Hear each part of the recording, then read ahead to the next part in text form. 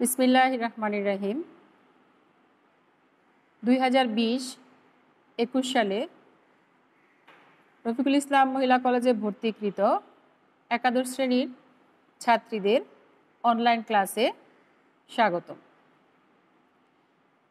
নবাগত ছাত্রীরা, আশা করছি তোমরা ভালো আছো। এই বছর ইন্টারমিডিয়েটে 3টা ইয়ার হয়ে গেল, এর মধ্যে নবাগত তোমরা। আজকে থেকে সারা দেশব্যাপী এই নবাগত স্টুডেন্টদের জন্য অনলাইন ক্লাসের যাত্রা শুরু হয়েছে। আর এই ধারাবাহিকতায় আমাদের কলেজ কর্তৃপক্ষ কর্তৃক আয়োজিত এই ক্লাসের সূচনা। আর দ্বাদশ শ্রেণীর জন্য ও বিগত একাদশ শ্রেণীর জন্য আমরা ইতিপূর্বে অনেক ক্লাস করেছি। আজকে তোমাদের জন্য দ্বিতীয় ক্লাস। ইতিপূর্বের ক্লাসে আমাদের ছিল পরিচিতি ক্লাস। তো আশা করছি আমাদের ক্লাসে ভর্তিকৃত সকল ছাত্রীরা ভালো আছো, নিরাপদে আছো। এই 4 তারিখ থেকে যে ক্লাসগুলো তোমাদের শুরু হচ্ছে, এরপর ধারাবাহিকভাবে তোমাদের জন্য অনলাইনে আমাদের কলেজ কর্তৃক ক্লাস চলতে থাকবে। আশা করি তোমরা প্রতিটা ক্লাসেই যুক্ত থাকবে। আর কোভিড-19-এর জন্য যেহেতু এখনও কোনো শিক্ষা প্রতিষ্ঠান খোলা হচ্ছে না, তো তোমাদের বুঝে নিতে হবে নিশ্চয়ই করোনা মহামারীর দাপট এখনও আমাদের মধ্যে বেশ ভালোভাবেই রয়ে গেছে। সেজন্য তোমাদের বিশ্ব স্বাস্থ্য সংস্থা কর্তৃক যে নিরাপদে থাকার যে বিধিমালা দেওয়া হয়েছে এবং স্বাস্থ্যবিধি মেনে চলার জন্য পরামর্শ দেওয়া হয়েছে, সেগুলো মেনে চলবে। তো আজকে আমি তোমাদের যে বিষয়টা নিয়ে আলোচনা করব, আশা করছি যে ইতিপূর্বে তোমরা আমার পরিচয় জেনেছ। আমি তোমাদের মানবিক বিভাগের গার্হস্থ্য বিজ্ঞান বিষয়ে পড়াবো। আমার নামও জেনেছ, জেসমিন খানম। আর পড়াবো তোমাদের একাদশ ও দ্বাদশ শ্রেণীর গার্হস্থ্য বিজ্ঞান। তো মানবিক বিভাগের নবাগত ছাত্রীরা, তোমাদের অনলাইন ক্লাসে ফুলেল শুভেচ্ছা। যদিও তোমাদেরকে সরাসরি বা বাস্তবিক ফুলেল শুভেচ্ছা জানানো সম্ভব হচ্ছে না, তারপরেও আমরা তোমাদের অনলাইন ক্লাসের মাধ্যমে স্বাগত জানাচ্ছি। আর তোমরা আমাদের সাথেই অনলাইন ক্লাসে যুক্ত থাকবে এবং প্রতিটা ক্লাস নিয়মিত করে যাবে এবং সবগুলো পাঠ সাথে সাথেই শেষ করবে। তো গার্হস্থ্য বিজ্ঞান বিষয় যারা নিয়েছ তাদের নিয়ে আজকে আলোচনা। গার্হস্থ্য বিজ্ঞান বিষয় প্রতিটা বিষয়ে রয়েছে প্রথম পত্র ও দ্বিতীয় পত্র। আজকে আমি যে বিষয় নিয়ে আলোচনা করব সেটা হচ্ছে প্রথম পত্রের সিলেবাস, বা প্রথম পত্রে তোমাদের কি কি বিষয়বস্তু রয়েছে সেটা নিয়ে আলোচনা করব। আশা করছি গত ক্লাস জেনে তোমরা তোমাদের পছন্দ মতো বই কিনে নিয়েছো। তো আমি তোমাদের গত ক্লাসে বলেছিলাম যা দুটো বইয়ের পরিচিতি তোমাদের সিলেবাসে দেওয়া হয়েছে এবং সেই দুটো বই আমি ফলো করে থাকি। আজকে আবারও তোমাদের এই দুটো বইয়ের নাম নিয়ে আমি আলোচনা করছি। দুটো বইয়ের মধ্যে রয়েছে গার্হস্থ্য বিজ্ঞান প্রথম পত্র বা উচ্চ মাধ্যমিক গার্হস্থ্য বিজ্ঞান প্রথম পত্র। গার্হস্থ্য বিজ্ঞান প্রথম পত্র লিখেছেন প্রফেসর রাফিকা সুলতানা, গাজী হোস্তেয়ারা। তো এই বইটাও তোমরা কিনে নিতে পারো। আবার দ্বিতীয় যে রয়েছে সেটা হচ্ছে গার্হস্থ্য বিজ্ঞান প্রথম পত্র, লিখেছেন মলিনা রানী ঘোষ। তোমরা বাজার থেকে বই দুটো কিনে নিবে এবং সেই সাথে আমাদের ক্লাসের সাথে যুক্ত থাকবে। তো এরপর আমি যে বিষয়টা নিয়ে আজ কথা বলবো সেটা হচ্ছে গার্হস্থ্য বিজ্ঞান বিষয়ে যারা বই কিনেছো তারা আমার সাথেই তোমরা বই খুলে দেখতে পারবে। আর কিনে না থাকলে ইতিমধ্যেই কিনে নেবে। যে বিষয়বস্তুগুলো রয়েছে আমাদের এই সাবজেক্টে বা যে টপিকসগুলো রয়েছে সেগুলো হচ্ছে পুরো বিষয়টাকে 2 ভাগে ভাগ করা হয়েছে বা বিষয়বস্তুকে 2টা ভাগে ভাগ করা হয়েছে। এই বিষয়বস্তু 2টা ভাগের মধ্যে রয়েছে ক বিভাগ এবং খ বিভাগ। ক বিভাগ এবং খ বিভাগ। ক বিভাগে যে বিষয়টা রয়েছে আমাদের, এই ক বিভাগের নাম হচ্ছে গৃহ ব্যবস্থাপনা ও গৃহায়ন। বিভাগ, বিষয়বস্তুকে দুটো ভাগে ভাগ করা হয়েছে, ক বিভাগ আর হচ্ছে খ বিভাগ। তো ক বিভাগের নাম হচ্ছে, আমি আবারও বলছি, ক বিভাগের নাম গৃহ ব্যবস্থাপনা ও গৃহায়ন, আর খ বিভাগ হচ্ছে বস্ত্র ও বয়ন শিল্প।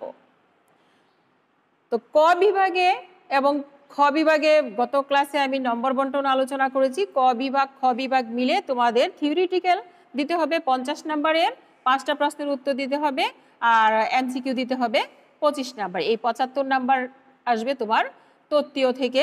তো ক বিভাগে তোমাদের গৃহ ব্যবস্থাপনা ও গৃহায়নে যে বিষয়বস্তুগুলো নিয়ে আলোচনা করা হয়েছে সেগুলোই আমি আজকে তোমাদের সামনে উপস্থাপন করার চেষ্টা করছি। গৃহ ব্যবস্থাপনা ও গৃহায়ন বিভাগে যেগুলো রয়েছে, তো প্রথম অধ্যায় বা প্রথম অধ্যায়ের নামই হচ্ছে আমাদের এই টপিকসের সাথে বা ক বিভাগের সাথে মিল করে প্রথম অধ্যায়ের নাম হচ্ছে গৃহ ব্যবস্থাপনা। গৃহ ব্যবস্থাপনা এর মধ্যে কি কি আইটেমগুলো নিয়ে গৃহ ব্যবস্থাপনা অধ্যায়টা সাজানো হয়েছে?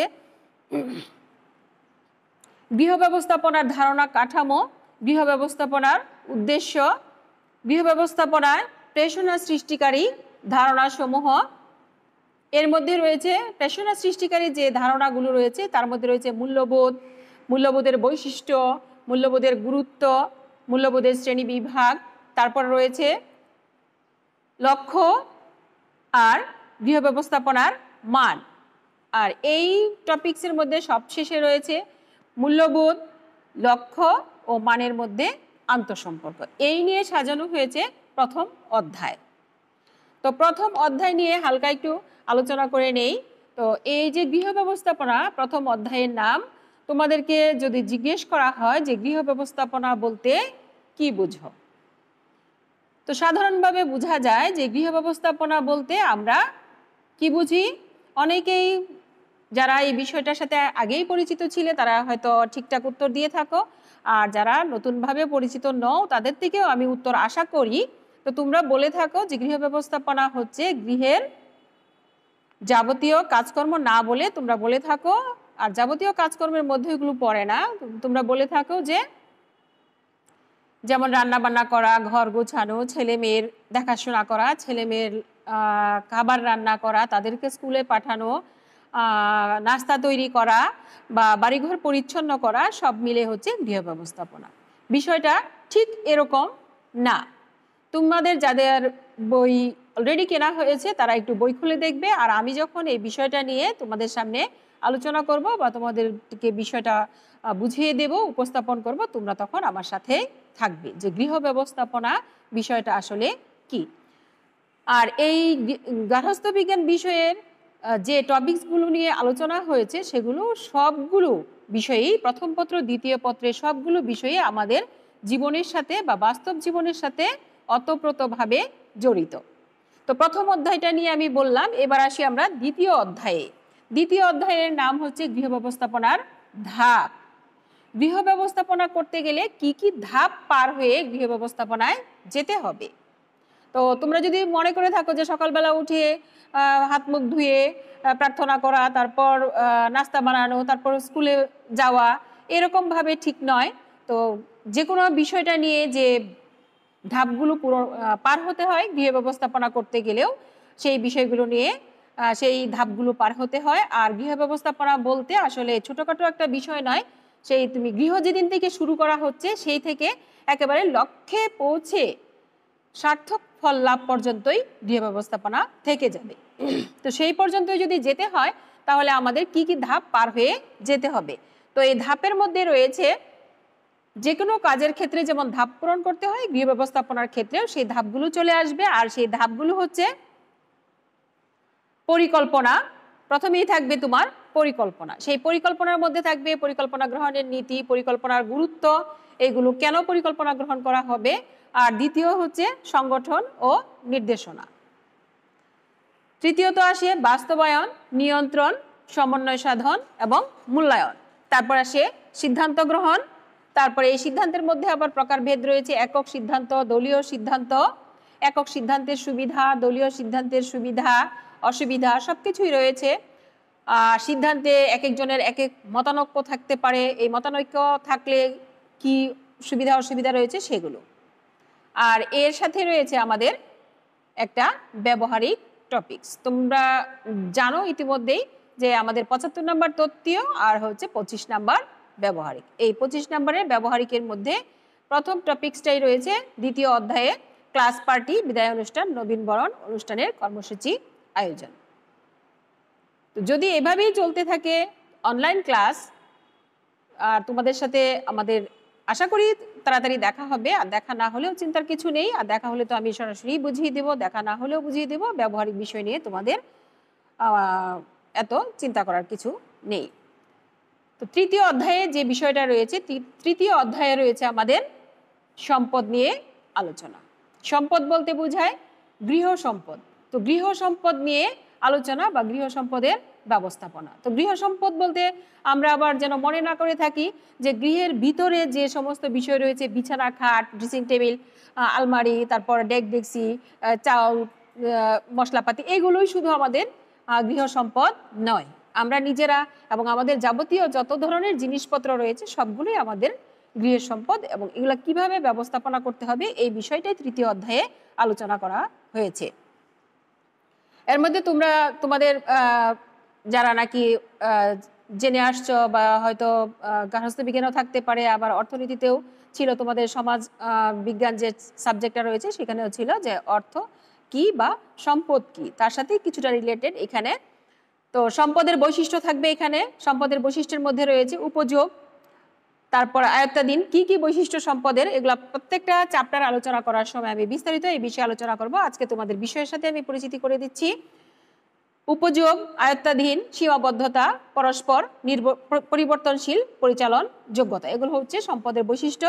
তারপর সম্পদের শ্রেণীবিভাগ, তোমরা নিশ্চয়ই সম্পদের শ্রেণীবিভাগও মানে জানো, ইতিপূর্বের ক্লাসে জেনে আসছো, এখানে একটু বিস্তারিত আলোচনা করা হবে। তারপর সম্পদের গুরুত্ব, এরপর হচ্ছে অর্থ সম্পদ পরিচালনা, অর্থ সম্পদ কিভাবে পরিচালনা করতে হবে, যার যত টাকা আছে তাৎক্ষণিকই যেন সেই টাকা ব্যয় করা না হয়। আয় কি, তারপরে হচ্ছে সঞ্চয় কি, আয় কি, তারপর তোমার আয়ের শ্রেণীবিভাগ, আয় কত প্রকার, কি কি, এগুলো নিয়ে আমাদের আলোচনার বিষয়বস্তু থাকবে এই বিষয়ের মধ্যে। অর্থ সম্পদ পরিচালনা, পরিবারের আয়, আয়ের প্রকারভেদ, পরিবারের ব্যয় কি কি বিষয়ের উপর নির্ভর করে, পরিবার বড় হলে পরিবারের ব্যয় বেশি হবে, তারপরে ছোট হলে ব্যয় কম হবে, এগুলো বিষয় নিয়ে আলোচনা। এরপর রয়েছে তোমাদের বাজেট। তো বাজেট সম্পর্কেও, বাজেট শব্দটাও আমরা শুনেছি, যদি পারিবারিকভাবে না শোনা হয়ে থাকে আমরা টিভিতে হয়তো শুনে থাকবো বা শুনেছ তোমরা, যে প্রতি জুন মাসে একটা সরকারি বাজেট পেশ করা হয়ে থাকে। তো এখানেও আমাদের সরকারি বাজেট নয়, এখানে আমরা জানবো পারিবারিক বাজেট কিভাবে রচনা করতে হয়, বাজেটে কি কি বিষয় অন্তর্ভুক্ত থাকে, বাজেটের সুবিধা কি অসুবিধা কি। এরপর থাকবে আমাদের এই অধ্যায়ের মধ্যে তৃতীয় অধ্যায়ে রয়েছে আয় বৃদ্ধির উপায়, কি কি উপায় অবলম্বন করে আমরা আমাদের পরিবারের আয় বাড়াতে পারি। এই সাথেই আমাদের তৃতীয় অধ্যায়ের সাথে পরিচিতি শেষ হলো। এইবার হচ্ছে চতুর্থ অধ্যায়। আমাদের এই প্রথম পত্রের মধ্যে মোট অধ্যায় রয়েছে 16টি। তো চতুর্থ অধ্যায়ে আমি একটু তাড়াতাড়ি বলি, না হয়তো আজকে সবগুলো শোনা যাবে না। চতুর্থ অধ্যায়ের নাম হচ্ছে সময় ও শক্তি ব্যবস্থাপনা। তোমরা যারা আমার পরিচিতি ক্লাস শুনেছো সেখানে আমি সময় ব্যবস্থা নিয়ে একটু কথা বলেছিলাম। সময় ব্যবস্থাপনা বলতে বোঝায়, হয়তো অনেকে মনে করে থাকবে যে সময় ব্যবস্থাপনা আবার কি, সময় কি দেখা যায় নাকি? না, সময় দেখা যায় না। সময় কোন ধরনের সম্পদ, শক্তি কোন ধরনের সম্পদ, আমরা সম্পদ আলোচনার সময় এগুলা জেনে যাব। তো সময় ব্যবস্থাপনা করতে হবে এই 24 ঘন্টার মধ্যেই। আমাদেরকে কিভাবে সময়কে ধরে নিয়ে আমরা আমাদের কাঙ্ক্ষিত কাজগুলো করতে পারবো সেই বিষয় নিয়ে এই অধ্যায়ে আলোচনা করা হয়েছে। সময় ও শক্তি ব্যবস্থাপনা, সময় ও শক্তি ব্যবস্থাপনার গুরুত্ব, সময় সঞ্চয়ের ব্যাপার, সময় কিভাবে সঞ্চয় করতে পারবা।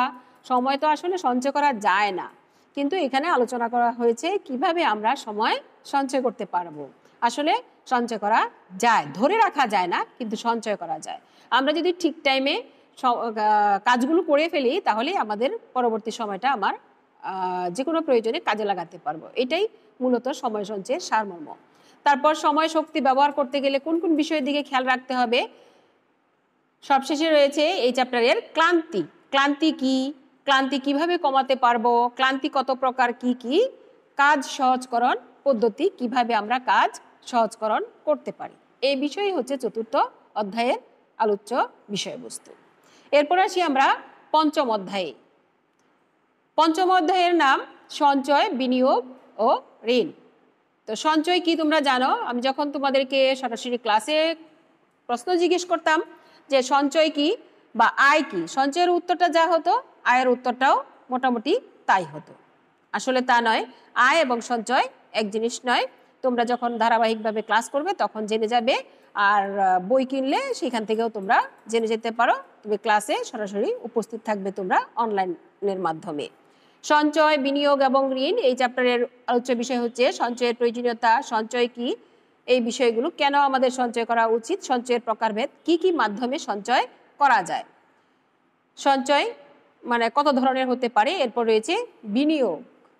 তো বিনিয়োগ যারা অর্থনীতি 9-10-এ পড়ে আসছো তারাও আমার চাইতে অনেক সুন্দর উত্তর দিতে পারো। বিনিয়োগ কি, বিনিয়োগ আছে এখানে বিনিয়োগের ক্ষেত্র এবং মাধ্যম, বিনিয়োগের প্রকারভেদ, বিনিয়োগের বিবেচ্য বিষয়, সব বিষয়গুলো নিয়ে এইখানে চ্যাপ্টারটা সাজানো হয়েছে। এরপর হচ্ছে ঋণ। ঋণ কি বা ঋণ গ্রহণ করলে তোমার কি কি সুবিধা হতে পারে, ঋণ গ্রহণে কি কি অসুবিধা দেখা দিতে পারে, এই বিষয়গুলো নিয়ে এই চ্যাপ্টারে আলোচনা করা হয়েছে।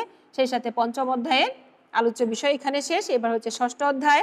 ষষ্ঠ অধ্যায়ে আছে আমাদের আবাসস্থান পরিকল্পনা। বাড়িঘর বানাতে গেলে কি কি বিষয়গুলো আমাদের খেয়াল রাখা উচিত, কোন কোন দিকে খেয়াল রাখা উচিত, মানে মূল কথা হচ্ছে মানে তোমার বেডরুম, তারপরে হচ্ছে তোমার ড্রয়িং রুম, বসার ঘর, খেলার ঘর, রান্নাঘর, এগুলো কোন সাইডে থাকলে সুবিধা হবে এই বিষয়টাই বলা হয়েছে। বা জমি, বাড়ি বা ফ্ল্যাট নির্বাচন করতে গেলে কোন কোন বিষয়গুলো খেয়াল রাখতে হবে, আর বাড়ির নকশা করতে গেলে কি কি বিষয় খেয়াল রাখতে হবে, নকশা পরিকল্পনার সময় কি কি বিষয় খেয়াল রাখতে হবে, এগুলো এই বিষয়ের এই চ্যাপ্টারে আলোচ্য বিষয়।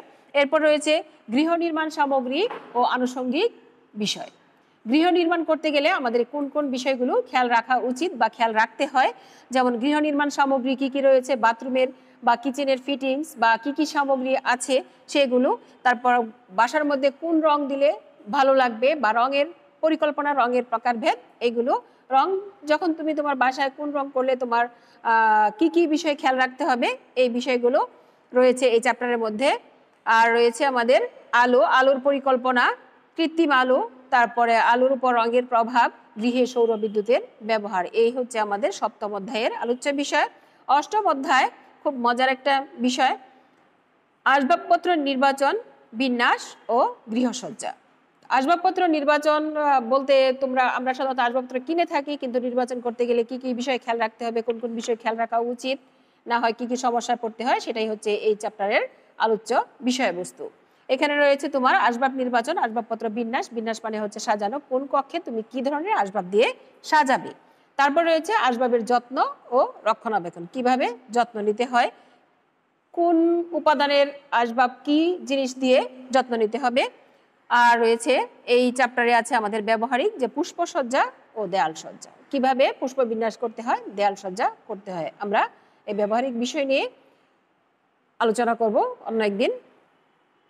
নবম অধ্যায় রয়েছে গৃহ প্রাঙ্গণ, ছাদ ও বারান্দার ব্যবহার। এই গৃহ প্রাঙ্গণ মানে গৃহের সামনে যে খালি জায়গা থাকে, বা তোমার বাসা যদি বিল্ডিং এর হয়ে থাকে, সেই বাসার ছাদ যদি খালি থাকে বা এর বারান্দা যদি থাকে, এই বারান্দা আমরা কিভাবে মানে সঠিক ব্যবহার করতে পারি সেটা নিয়ে আলোচনা হবে এখানে। বারান্দা ও ছাদের ব্যবহার, গৃহ প্রাঙ্গণ ও ছাদের বহুমুখী ব্যবহার, নকশা পরিকল্পনা, এগুলো হচ্ছে এই চ্যাপ্টারের আলোচ্য বিষয়। তারপর রয়েছে আমাদের দশম অধ্যায়। দশম অধ্যায়ে রয়েছে পরিবেশ সংরক্ষণ ও দুর্যোগ ব্যবস্থাপনা। পরিবেশে আমরা সবাই থাকি, এই পরিবেশ কিভাবে আমাদের সংরক্ষণ করতে হবে সেটাই এই চ্যাপ্টারে আলোচনার বিষয়। পরিবেশ সংরক্ষণের আগে আমাদের পরিবেশ দূষণ কি সেটাও জানতে হয়, এবং পরিবেশ দূষণের কারণ, পরিবেশ দূষণ প্রতিরোধ, পরিবেশ দূষণ প্রতিকার, এই বিষয়গুলো নিয়ে এখানে আলোচনা থাকবে। কিভাবে পরিবার ও পরিবেশ আমরা সংরক্ষণ করতে পারি, দুর্যোগ ও পরিবেশ, দুর্যোগ কিভাবে আমরা মোকাবেলা করতে পারি, দুর্যোগ মোকাবেলার আগে যারা নাকি দুর্যোগপ্রবণ এলাকায় থাকে তাদেরকে আমরা কিভাবে সতর্ক করতে পারি এবং এই সতর্কতামূলক ব্যবস্থা কি কি হতে পারে এবং দুর্যোগ কি কি ধরনের আমাদের দেশে হয়ে থাকে এবং দুর্যোগের ধরন কি কি হয়ে থাকে সেগুলোই এই চ্যাপ্টারের আলোচ্য বিষয়। আর দুর্যোগের জন্য যে পূর্ব প্রস্তুতিগুলো নেওয়া হয়ে থাকে এই পূর্ব প্রস্তুতির সাথে কারা কারা জড়িত থাকে এবং পূর্ব প্রস্তুতি কি নিতে পারে এবং পরবর্তী প্রস্তুতি যারা দুর্যোগের কবলে পড়ে যায় তাদের জন্য কি কি পদক্ষেপ নেওয়া হয়ে থাকে এগুলো এই চ্যাপ্টারের আলোচনা বিষয়বস্তু। এরপর এই সাথেই আমাদের শেষ হলো এই ক বিভাগের আলোচ্য বিষয় গৃহ ব্যবস্থাপনা ও গৃহায়ন। তো এই গৃহ ব্যবস্থাপনা ও গৃহায়নের পরে আছে খ বিভাগ। খ বিভাগ তোমাদের জন্য অত্যন্ত মজার ব্যাপার বা খুব প্রাসঙ্গিক বিষয় নিয়ে খ বিভাগে আলোচনা করা হয়েছে। তো খ বিভাগের নাম হচ্ছে বস্ত্র ও বয়ন শিল্প। বস্ত্র বলতে বোঝায় কি আমরা যে পোশাক পরিধান করে থাকি তার পূর্বের অবস্থা, আর বয়ান হচ্ছে কাপড় বোনা।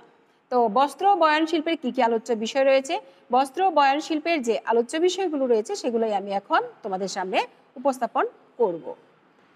বস্ত্র বয়ন শিল্পের যে প্রথম অধ্যায় মানে ধারাবাহিকভাবে একাদশ অধ্যায়, আর এটা হচ্ছে খ বিভাগের প্রথম অধ্যায়, তার নাম হচ্ছে বাংলাদেশের ঐতিহ্যবাহী বস্ত্র। তোমরা আমার ইতিপূর্বের ক্লাসগুলো সার্চ করলে দেখতে পারবে এই বিষয়ের উপর একটা টপিক নিয়ে আমি ক্লাস দিয়েছি। তো বাংলাদেশের ঐতিহ্যবাহী বস্ত্রের মধ্যে যে বাংলাদেশের কোন কোন বস্ত্রগুলো ঐতিহ্যবাহী এগুলো নিয়ে আলোচনা করা হবে। বাংলাদেশের ঐতিহ্যবাহী বস্ত্রের মধ্যে অনেক ঐতিহ্যবাহী বস্ত্র রয়েছে, কিন্তু তোমাদের আলোচনার বিষয়বস্তু বা তোমাদের পাঠ্য বিষয়বস্তু হচ্ছে জামদানি শাড়ি, জামদানি শাড়ির বৈশিষ্ট্য, মণিপুরি তাঁত, টাঙ্গাইল তাঁত, রাজশাহী সিল্ক, তারপর হচ্ছে বেনারসি খদ্দর। এই শাড়িগুলো নিয়ে বা এই কাপড়গুলো নিয়ে তোমাদের আলোচনার বিষয়বস্তু থাকবে। আর থাকবে বাংলাদেশের ক্ষুদ্র নৃগোষ্ঠীর পোশাক। এই কয়টা বিষয়ই হচ্ছে এই একাদশ অধ্যায় বা খ বিভাগের প্রথম অধ্যায়ের আলোচনার বিষয়বস্তু এবং সেই সাথে একটা ব্যবহারিক আইটেমও রয়েছে।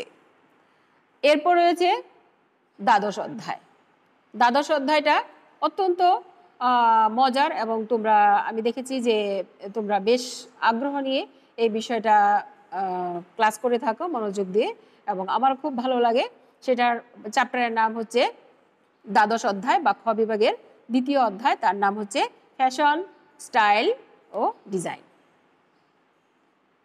তো ফ্যাশন, স্টাইল ও ডিজাইন এই কথাগুলো আমাদের সাধারণত বিশেষ করে বাড়ন্ত বয়স বা কিশোর কিশোরীদের মুখে মুখেই থাকে যে ফ্যাশন, স্টাইল ও ডিজাইন। কিন্তু আমি যখন তোমাদের ক্লাসে তোমাদের বিগত স্টুডেন্টদের বা আপুদের জিজ্ঞেস করে থাকি যে তোমরা বলো তো দেখি ফ্যাশন কি আর স্টাইল কি, তখন তোমরা অনেক সময় এই ফ্যাশন এবং স্টাইলের মধ্যে গুলিয়ে ফেলো কোনটা ফ্যাশন কোনটা স্টাইল। তো আমরা এই চ্যাপ্টার নিয়ে আলোচনা করার সময় কোনটা ফ্যাশন, কোনটা স্টাইল এবং কোনটা ডিজাইন এই বিষয় নিয়ে আলোচনা করব। বেশ মজার টপিকস।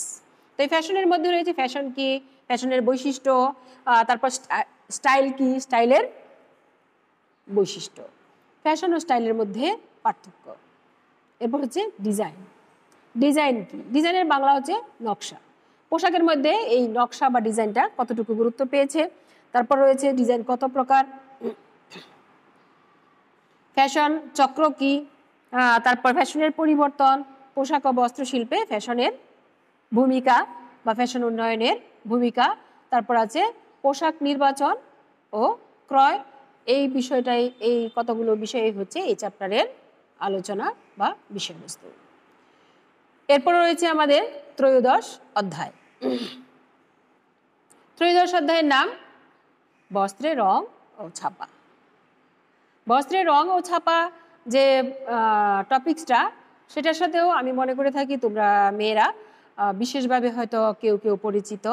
আর এর মধ্যেই তোমরা যারা ফেসবুক দেখে থাকো তারাও হয়তো দেখে থাকবা যে সাধারণত যে ফেসবুকে যে বিভিন্ন গ্রুপগুলো পোশাক বিক্রি করে থাকে, তো বিভিন্ন রঙের বা বিভিন্ন কালার যে বস্ত্রগুলো তোমাদের সামনে চলে আসে, সেই বস্ত্র রং এবং ছাপা, তো কীভাবে বস্ত্র রং করতে হয়, রং কি কিভাবে করতে হয়, বস্ত্র কীভাবে ছাপতে হয়, ছাপা কাকে বলে, রং করা কাকে বলে, এই বিষয়টাই এই অধ্যায়ের আলোচনার বিষয়বস্তু। এর মধ্যে রং করা ছাপার মধ্যে পার্থক্য কি এগুলো থাকবে, তারপরে ছাপা কত প্রকারের হতে পারে, কিভাবে ছাপা যায়, এবং লাস্টে রয়েছে তোমাদের জন্য একটা মজার আইটেম ব্যবহারিক। তো আমি ব্যবহারিকও তোমাদের করিয়ে থাকি হাতে কলমে, তোমরা কিভাবে ছাপতে পারো বস্ত্রে, তোমার জামা, তোমার বেডশিট, তারপরে হচ্ছে কুশন কভার, বিছানার চাদর, এগুলো কিভাবে আমরা ছাপার কাজ করে সুন্দর করতে পারি, পোশাকের সৌন্দর্য বাড়াতে পারি, এগুলোও হাতে কলমে শেখানো হয়ে থাকে। চতুর্দশ অধ্যায় বা 14তম অধ্যায়ের নাম হচ্ছে পোশাকে শিল্পকলার নীতি ও উপাদান। শিল্পকলা যে কোনো কিছুতেই সৌন্দর্য সৃষ্টিকে বলা হয় শিল্পকলা। তো এই শিল্পকলার নীতি ও উপাদান, এর মধ্যে পোশাকে কিভাবে এগুলা ফুটিয়ে তোলা যায়, শিল্পকলার নীতি কি কি রয়েছে, শিল্পকলার উপাদান কি কি আছে, পোশাকে শিল্পকলার নীতি ও উপাদান কেন প্রয়োগ করা হবে, প্রয়োগ করলে কি কি সুবিধা বা সৌন্দর্য প্রস্ফুটিত হয়, এগুলোই হচ্ছে এই চ্যাপ্টারের আলোচনার বিষয়বস্তু। এরপর পঞ্চদশ অধ্যায়, এটাও হাতে কলমে শেখানো হয়ে থাকে পোশাকের ছাট ও সেলাই। পোশাকের ছাট ও সেলাইয়ের অধ্যায়ের মধ্যে যার আলোচ্য বিষয়বস্তু সেটা হচ্ছে ঘরে পোশাক তৈরির উপকরণ, আর ঘরে পোশাক তৈরি করতে গেলে কি কি বিষয়ের জিনিস লাগে সেগুলো নিয়ে আলোচনা, সেলাই মেশিনের যত্ন কিভাবে নিতে হবে, তারপর পোশাক কিভাবে কাটতে হয়, কোন পোশাকের কি কি ছাট, আর তোমাদের জন্য যে পোশাকগুলো ব্যবহারিকে রয়েছে সেগুলো হচ্ছে সালোয়ার কামিজ, ফতুয়া, এগুলো আমি তোমাদের ক্লাসে, ব্যবহারিক ক্লাসে শিখিয়ে দিয়ে থাকি। দেহের বিভিন্ন অংশের নাম, ড্রাফটিং কাকে বলে, প্যাটার্ন ড্রাফটিং কাকে বলে, সমতল নমুনা ডিজাইন কাকে বলে, এগুলো সবই আমাদের আলোচনা থাকবে। ষোড়শ অধ্যায় বা সর্বশেষ অধ্যায়, প্রথম পত্রের সর্বশেষ অধ্যায়ের মধ্যে রয়েছে বস্ত্রের দাগ, অপসারণ ও সংস্করণ। দাগ তো বুঝই, যখন আমরা সচরাচর চলাফেরা করি, খেতে বসি বা কোনো রান্নার কাজে যাই, তখন কোনো কিছুর যখন পড়ে যায় এই পোশাকের উপরে, তখন যে এটার যে ইয়েটা বসে যায় কাপড়ের মধ্যে, সেটাকে বলা হয় দাগ। যে এই জিনিসটা যদি কাপড়ের মধ্যে পড়ে যায়, দাগ কিভাবে সরাতে হবে। আর সংস্করণ, যদি নতুন পোশাক হঠাৎ করে কোনো কিছুর খোঁচা লেগে ছিঁড়ে যায়, তাহলে এটাকে আমরা কিভাবে পুনরায় ব্যবহার করতে পারি, সেটাই হচ্ছে সংস্করণ। এগুলো নিয়ে এখানে এই চ্যাপ্টারে আলোচনা করা হবে। এই হচ্ছে আমাদের প্রথম অধ্যায়ের প্রথম পত্রের মূল বিষয়বস্তু বা 16টা চ্যাপ্টারের মূল বিষয়বস্তু। আর এই 16টা চ্যাপ্টারের মধ্যে ক এবং খ বিভাগে তোমাদের ভাগ করা হয়েছে। ক বিভাগ থেকে 2টি এবং খ বিভাগ থেকে 2টি, এবং যে কোনো বিভাগ থেকে একটি। মোট কথা হচ্ছে যে কোনো বিভাগ থেকে 3টি এবং কমপক্ষে 2টি করে মোট 5টি প্রশ্নের উত্তর দিতে হবে। তুমি ক বিভাগ থেকে 3টি, খ বিভাগ থেকে 2টি, আবার ক বিভাগ থেকে 2টি, খ বিভাগ থেকে 3টি, এইভাবেও মোট 5টি প্রশ্নের উত্তর দিয়ে তোমার প্রশ্নের উত্তর কমপ্লিট করতে পারো। এই 50 থাকবে, আর 2 বিভাগ থেকে মিলিয়ে 25টি এমসিকিউ প্রশ্নের থাকবে। তো আমি যে গুরুত্বপূর্ণ যে কথাটা বলবো সেটা হচ্ছে, তোমাদের প্রথম বর্ষে বা একাদশ শ্রেণীতেই, এখন বেশ কয়েক বছর ধরেই একাদশ শ্রেণীতে শুধু প্রথম পত্র পড়ানো হবে না, একাদশ শ্রেণীতেই দ্বিতীয় পত্র পড়ানো হবে। একসাথেই আমাদের যে একাদশ শ্রেণীর জন্য যে সিলেবাস রয়েছে, সেই একাদশ শ্রেণীর সিলেবাসেই তোমাদের কি থাকবে, প্রথম পত্র এবং দ্বিতীয় পত্র থাকবে। তো প্রথম পত্রের বিষয়বস্তু নিয়ে আমি আলোচনা করলাম, আশা করি তোমরা বই কিনে নিবে। তো প্রথম পত্র নিয়ে বিষয়বস্তু নিয়ে আলোচনা করেছি। এই বিষয়বস্তুগুলো থেকেই যে সিলেবাস থাকবে, এই সিলেবাসের ধারাবাহিকতা অনুসারে আমরা প্রত্যেকটা অধ্যায় নিয়ে আলোচনা করব। আর আশা করি যে আগামী ক্লাসে আমি দ্বিতীয় পত্র তোমাদের সাথে পরিচয় করিয়ে দিব। তো 2টা বই তোমরা কিনে নিবে। আর এই সাথে আজকের ক্লাস এখানে আমি শেষ করছি। তোমরা ভালো থাকবে আর নিরাপদে থাকবে। অযথাই মনে করবে না যে কলেজ বন্ধ, যেখানে ইচ্ছা সেখানে যেভাবে ইচ্ছা সেভাবে ঘুরে বেড়াবে বা বেড়াতে যাবে। অনেক সময় তোমরা পার করেছ, এখন তোমরা পাঠে মনোযোগ দাও। যখন আমাদের মধ্য থেকে এই কোভিড-19 চলে যাবে বা ভ্যাকসিনটা কার্যকরী হয়ে যাবে বা আবিষ্কার হয়ে যাবে, তখনই হয়তো আমাদের এই শিক্ষা প্রতিষ্ঠান সব কিছু খুলে দেওয়া হবে এবং অল্প সময়ের মধ্যেই হয়তো সেশন জট কমানোর জন্য অল্প সময়ের মধ্যেই তোমাদের পরীক্ষা বা ফাইনাল পরীক্ষার প্রস্তুতি নেওয়া হতে পারে। সেজন্য তোমরা পাঠের সাথেই থাকবে এবং অনলাইন ক্লাসের সাথে যেমন যুক্ত থাকবে, তেমনি তোমরা ঘরে বইয়ের সাথেও যুক্ত থাকবে, পড়বে, লিখবে। তোমাদের জন্য রইল শুভকামনা এবং পরবর্তী ক্লাসের জন্য স্বাগতম। পরবর্তী ক্লাসটাও তোমরা দেখবে, সব বিষয়ের ক্লাসই তোমরা দেখবে। আল্লাহ হাফেজ।